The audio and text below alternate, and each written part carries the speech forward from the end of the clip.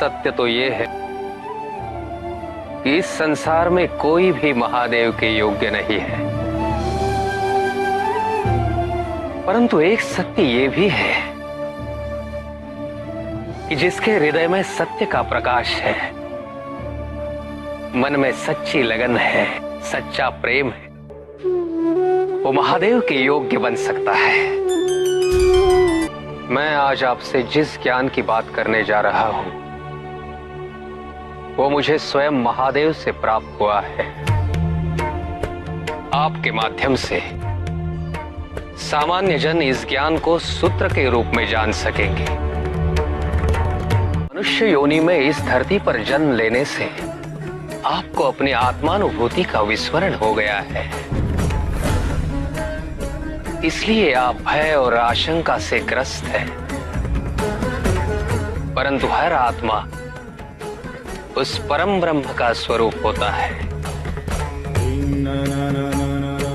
अपने आत्मा से आच्छादन के परत को क्रमशः उतारने से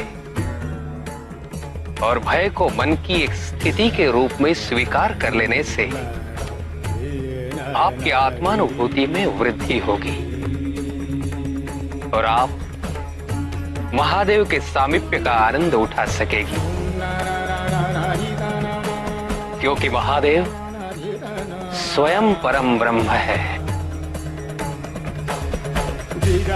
परंतु ऋषिवर, इस भय से उभरने का और क्या उपाय है? अपने अस्तित्व का सकारात्मक ज्ञान,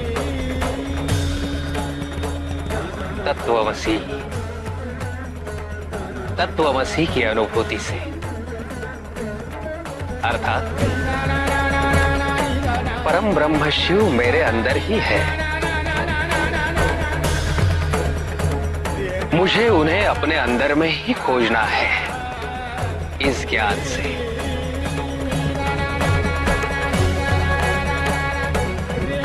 मनुष्य की आत्मा 5 अन्य कोशों से आच्छादित होती है।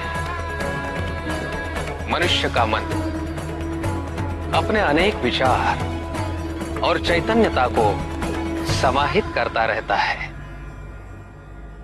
वर्षों के संस्कार इन 5 विभिन्न कोशों को और भी संचित करते रहे हैं।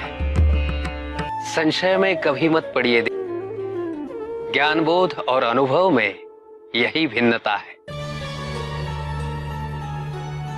मैंने जो कुछ भी कहा वो केवल निराकार विद्या है। महादेव के सानिध्य से ही इस निराकार विद्या को एक आकार प्राप्त होगा और वही क्षण होगा आपके आद्य शक्ति के चरमोत्कर्ष का।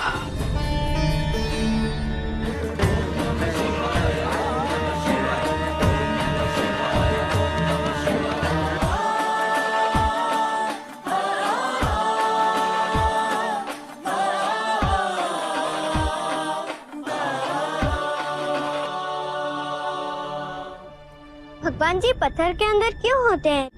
भगवान तो सर्वव्यापी है, परंतु पत्थर प्रत्यक्षीकरण है उस अदृश्य प्राचीर का जो भगवान और मनुष्य के बीच है। पर मनुष्य को इस प्राचीर के पार जाने हेतु क्या करना चाहिए ऋषिवर? संसार में यही एक प्राचीर है जिसे गिराना अत्यंत कठिन है। इस कठिन प्राचीर को संसार की सबसे कोमल वस्तु ही तोड़ सकती है,